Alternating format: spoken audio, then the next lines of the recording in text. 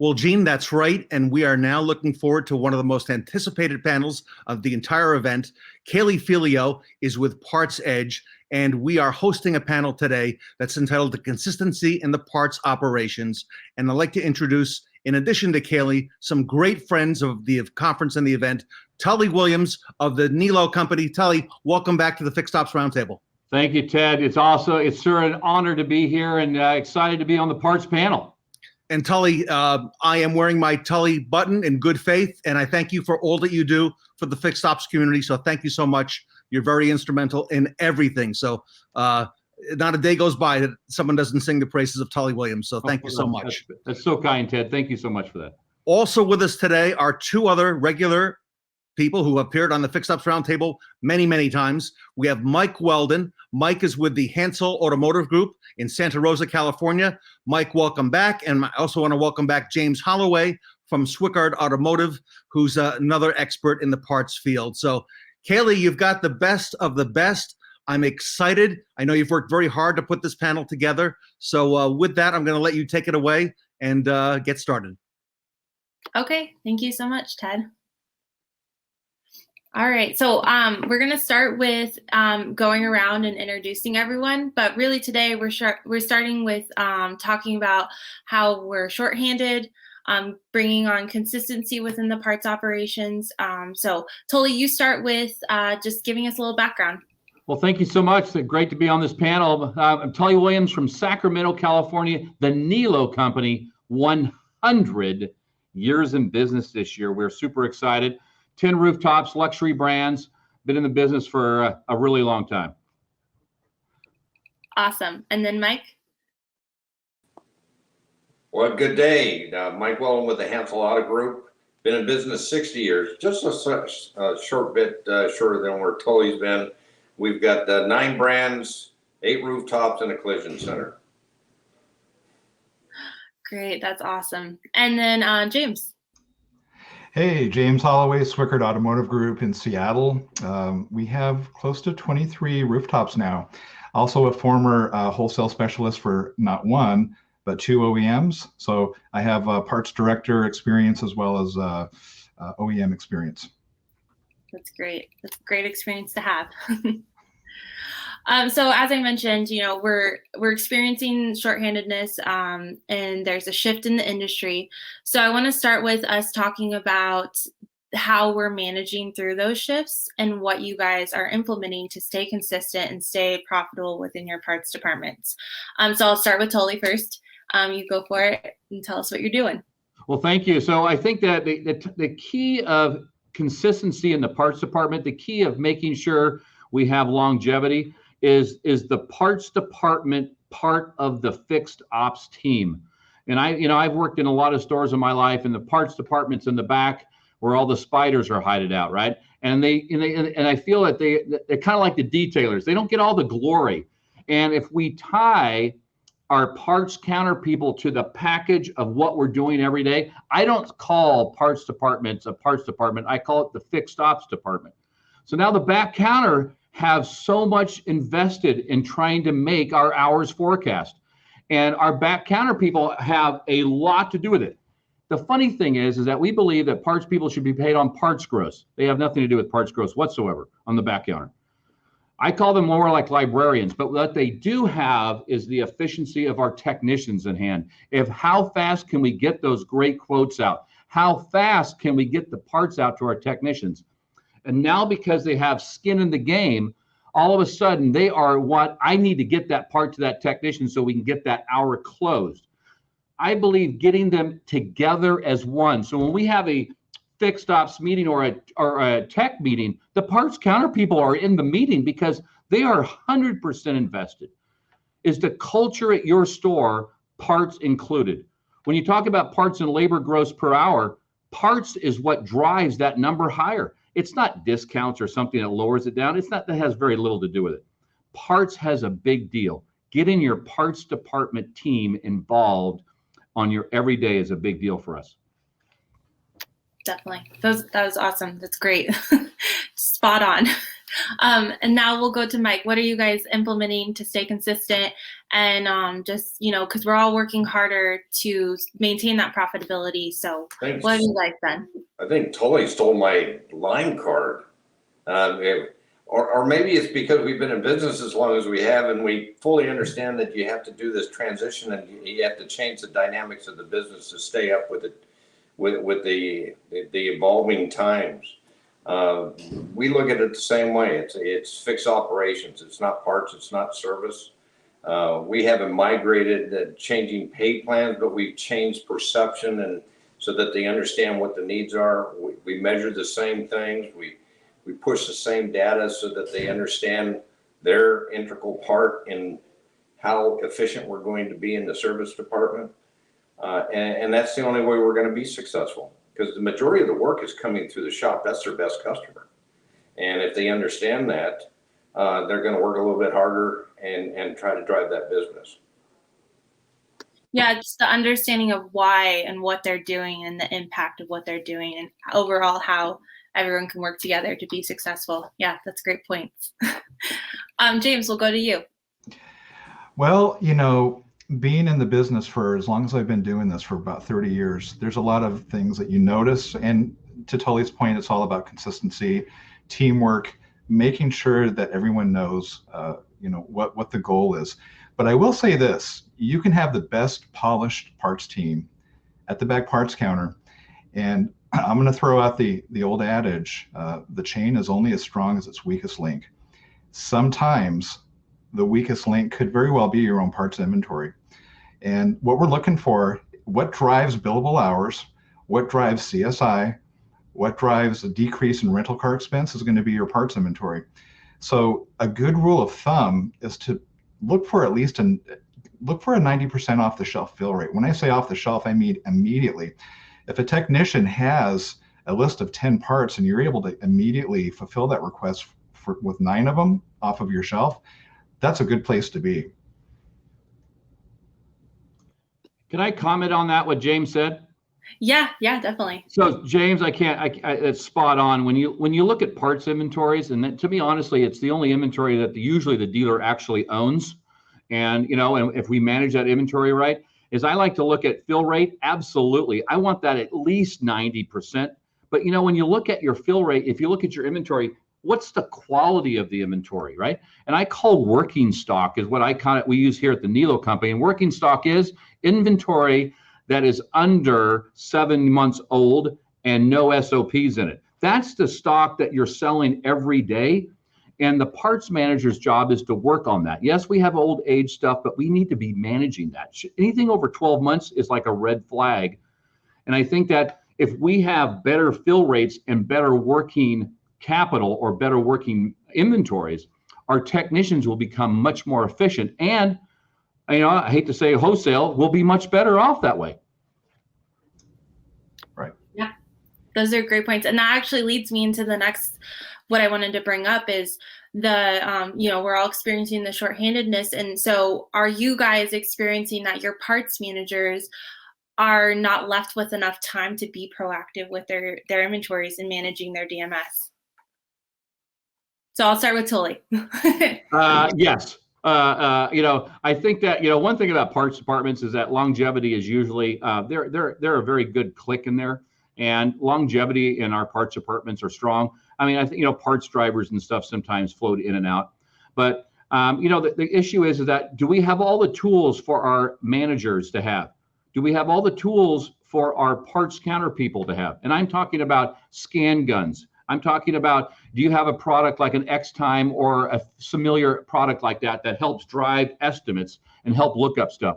Are you making your employees efficient? Are you giving them all the tools? Because the worst thing you can say, well, he can't have 2 screens. What? Get him 5 screens if it'll make him more efficient. And I think that we have to look at the back counter as a bottleneck in the shop, and they can be the heroes of your store by providing those parts to our technicians. Yeah, those are great points. And then Mike, how about you guys? Well, you got to evolve with modern technology, right? And getting people to use the new tools, especially if they've been in the business a long time, is somewhat a challenge. But once they Yeah. see the benefit, they move. And they find out that they can get 3 or 4 times done in a short period of time where it took them 2 days to get through it, then they're a little more likely. But you've got to convince them. I mean, they're hard to move. But once they see the technology, they see what the intent is, they see that we're there to support them. I think that's the biggest thing. They think that we're trying to put more work on them, and we're really not. We're trying to make it easier on them, knowing that we don't have enough staff. Yeah, and then managing the process and just giving them the tools that so that they can be better. How do you overcome those obstacles, or I guess presenting something to a parts manager to help them? Because I know that there's this expectation that they should be able to do it all, and I think they hold that. So how do we overcome that with them? Is most important too. Well, it's kind of interesting that we're on this forum, but almost 9 years ago, we elected to move to Parts Edge. Are we allowed to say that? We moved to Parts Edge to take some of those menial tasks that the managers were getting tied down in and they weren't very efficient at, and we eliminated those. Where the work is done in the background and it keeps them working on the stuff, day-to-day stuff that they need to be moving on to help the shop and help their wholesale customers. And it's made our world a much better place, I'll tell you. So James, what are you guys experiencing? How do you guys overcome those obstacles? The bandwidth of any parts department, let's look at what happened in the past. We had COVID. Some dealerships were forced to scale back. Some of the employees didn't come back. More and more is on the plate, and I kind of look at it like they're wearing a fireman hat. They're trying to put out fires. I've seen, even our managers, they struggle with time because, like as you said, they're trying to get it all done. Some of them even take the work home with them. These are some of what I call the non-revenue generating tasks, but they're still important. They're administrative tasks, and especially when it's tied to the inventory. And I'm sorry, I'm going to keep going back to the inventory because, imagine a world where you have a back parts counterman using all the tools, and this is a good person that's really experienced, but they don't have trust in the on-hand counts. Okay, so that's a good indicator right there where the computer says you have 10, and they go back to the bin and there's only 6. So there's an old adage out there called GIGO, garbage in, garbage out, because your computer system is generating all of these calculations of your beginning on hand, how many are on order, how many do you have, how many have you sold, and it'll generate every time you run a stock order a suggested restocking quantity. And if the quantity is off, that's a problem because now you're either going to be way over or way short. So. But getting back to your question about how do we institute all this, it all ties into, time is money. And if I can save our parts managers time, then we're going to be saving them money. So it's all about efficiencies.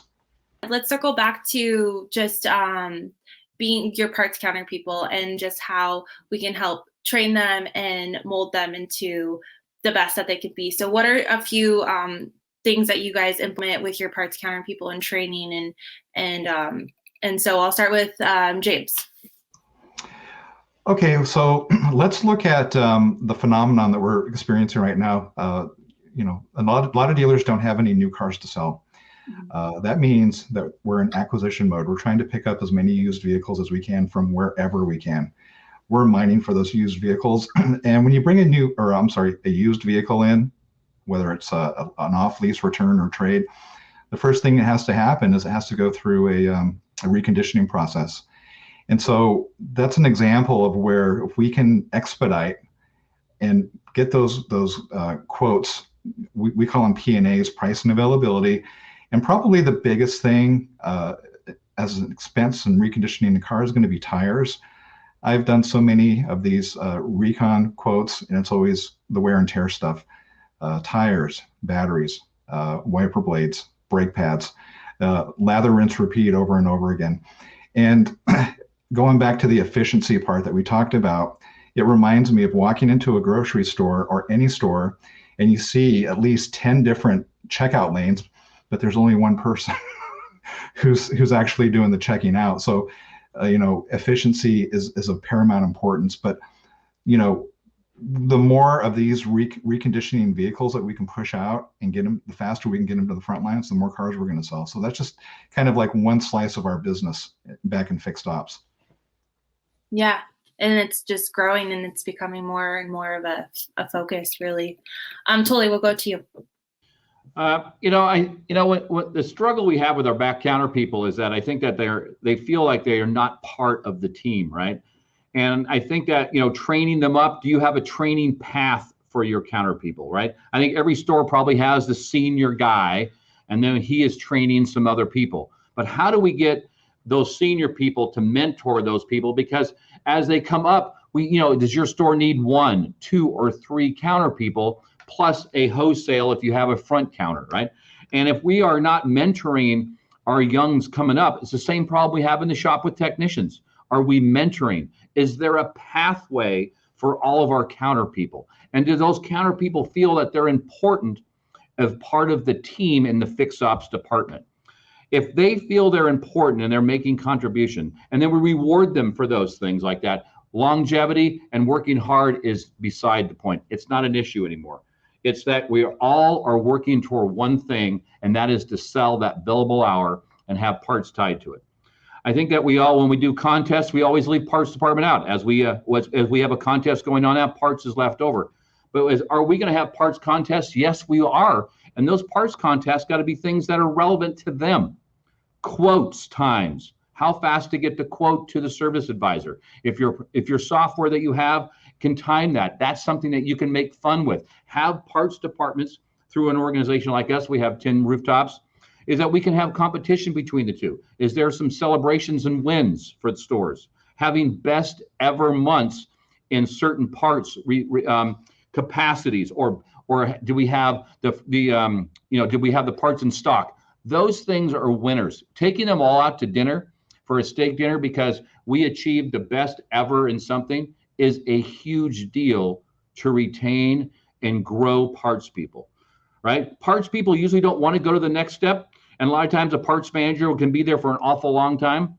So do you have a pathway to maybe an assistant parts manager that has some authority? So then the parts manager can take a vacation and not worry about his inventory being screwed up when he gets back, right? And I think that having paths is the crucial element to keep everybody on track and happy. Yeah. So that there's a focus on a career. They can see growth. They can say, okay, I'm going to grow here. I'm going to learn. And then we'll go to you, Mike. And then also I want to talk about parts management. So we're seeing another shift too. A lot of parts managers are retiring and there's counter people moving up. How are we training our parts managers and giving them that? So Mike, we'll go to you, talk about that a little bit, and then we'll move on. Well, I'm going to comment on both what Tully and James said, that in addition to that, even though they said it underlining, it's over communicating. You've got to communicate. You've got to involve people. You've got to ask for their opinion. You've got to, you move with, if they got an idea, try it. It doesn't matter if it's a good idea or an okay idea, try it. And if it doesn't work, they usually develop something even better than the idea that they first came up with. And that's how we develop people. And you build your camaraderie. You're not going to go out and put an ad in the paper and you're going to get a seasoned parts manager. You generally just won't. First off, they don't leave to where they're at, or they're getting ready to retire and they're not going to leave because they're leaving. So you got to build your people, and you really have to invest. Now, these last 2 years has really opened everybody's eyes that you've got to invest in your people. Before everybody says, well, that one goes, I'll replace them with somebody else. Well, there isn't anybody else to replace them with. So build them. And some of the staff, some of the management looks at you like, hey, you got problems. I don't have time for that, or I don't know how to do that. Then we have to sit down and discuss how we're going to get it done, and let's work together as a team. And I tell you what, we've won more things than we've lost, and we've developed more people. We've had more promotions within our company because of this, and it's built us a better company because of that. That's great. You guys grew from unexpected kind of really, really hard times. So Tully, you raised your hand. You had something to add. He's spot on. Mike is. I think that when you look at, does your team have the pathway to become a parts manager, right? As we see parts managers retiring, as we see service managers and service writers and technicians, do they have the pathway when they first come in? Has everybody have a written plan for their parts procession? It starts with a driver. A driver then goes to probably a person that's managing the inventory, putting the inventory away, keeping it clean, doing double checks for everything. Then that person then becomes a backup or / front counter person. That person there it turns into maybe a wholesale-ish account. And then it turns to, this guy is good, let's get him on the back counter because he's going to help drive those hours. There's a pathway all the way from a driver to a parts manager that's over time. Training is difficult when it comes to parts training because there isn't very much. So it's always kind of a hand-me-down or processes that you have at your store. But is it in writing? The biggest thing we have for service managers is, do we have a tech pathway? It's the same thing in parts. Do we have a parts counter pathway to show them that we care and they have a great future here at the Nilo company? That's a great point to add. Just the pathway to growth in a career with parts, really. So I also hear all too often is a parts manager got a day or two of training from the guy who was on the way out. So do you guys have any advice to give to dealerships on ensuring that doesn't happen, or what can you do to help a parts manager that kind of got thrown into a situation? We'll go to you, James. Well, first things first, I agree with everything that the panel says. I like to say we don't work in the car business, we work in the people business. And we have to have a bench. Okay, it's just like professional sports. You have to grow your own bench, and you have to have those people. And it all begins with treating them right. And for me personally, in the past, one of the biggest things I used to really enjoy with my crew was they don't remember what you said or what you did, or they always remember how they felt or how you made them feel. And again, the word camaraderie came up earlier. I couldn't agree more. But positive reinforcement, when you catch them doing something well, not only does it reward, putting them in the spotlight right then and there for everybody to see, hey, this person went out of his way to create a very memorable experience for the customer. Let's celebrate that. And what happens is that it creates a culture, right? Everybody wants to come to work in a place where there's a great culture going on, when there's a sense of camaraderie, when there's a sense of teamwork. And when you look at the prior month and it says, okay, well, we had another record month, those are all things that contribute to making a feel-good place to come to work, right? We had setbacks, we had challenges, we had, all these things going on, but together we conquered the mountain. But I've said it once, I'll say it again, having the culture, and I'll tell you what, when you build the culture, it's not easy, but when you do, the first person that's going to recognize that is going to be the customer every single time. Can I jump in? Because the 2 points that just came up, one about the parts pathway, and now James about the dealership culture. Mike, I'm coming to you if I can. How important is that culture? I agree with what James said, is that the first person to identify with that is going to be your consumer. Also, that parts pathway. How needed is that? Because that sounds like something, Tully, that we have on the service side that Mike, we haven't always had on the parts side. What do you think about that? Well, we looked at that really hard, and we sit down as an executive group within our corporation and knew that we had an issue. We had a disconnect. We had a disconnect between sales, service, parts, collision, and that created dynamics within the company that didn't allow us to service our employees right, nor did it allow us to service our customers properly. So we developed a direction that we wanted to go, and we call it Caring Drives Us. Mm-hmm. And we live it. We don't have a totally button, but we have a carrying drive us button that we wear all the time, and it's just repeat, repeat, repeat, and we live it. And I will tell you, the transition has been phenomenal. Are we there yet? No. We've got a lot of work ahead of ourselves, but we're much further along down the track than we were years ago. And Mike, I got to tell you that when I was out to your dealer group meeting with Justin and with Dave Long and yourself, and then when we had that fixed operations summit about 1.5 years ago, Tully, over in Santa Rosa, that Mike got everybody together. He got service, he got parts, he got everybody who touches a customer on one page, and we spent that time together, Mike. And I think that is so valuable because it shows the recognition. It was mentioned the steak dinner, but also not just the training, but the lack of training also speaks a big message to the employees, and ultimately that trickles down to the customer. Tully, let me just come back to you real quick on that dealership culture. How important is that, and how does that apply to parts?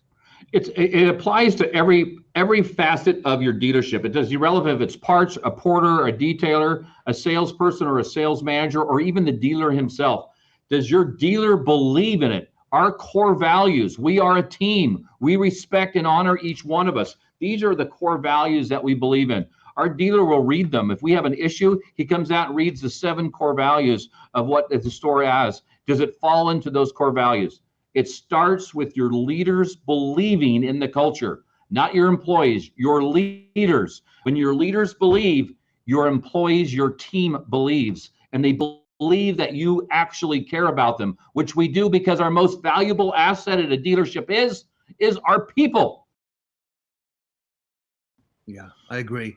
And Kaylee, if you don't mind, I got to ask James just one last question on this culture, because James has sat in that OEM chair, okay, as well as the retail side, and with significant wholesale experience, which I think is so important to the message of this panel.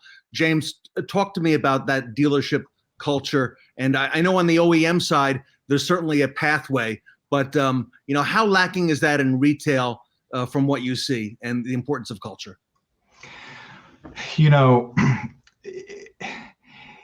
There's a lot going on, and I will say this, okay, and everything I say is based on my past experience, and it starts with an onboarding process. When you have a new employee, making them feel special, sitting them down. Some dealerships have mission statements. I know I wrote one at the dealership that I was at, because a mission statement is what creates a culture. And a culture was what drives what we do. That's the reason of what we do. And it's the same thing on the OEM side. It's the same thing on the dealer side. Either side, it doesn't matter. Again, people managing people, growing our bench, and developing the talent that we had. I mean, when I came into the car business, I'll be honest with you, I had a lot of rough edges.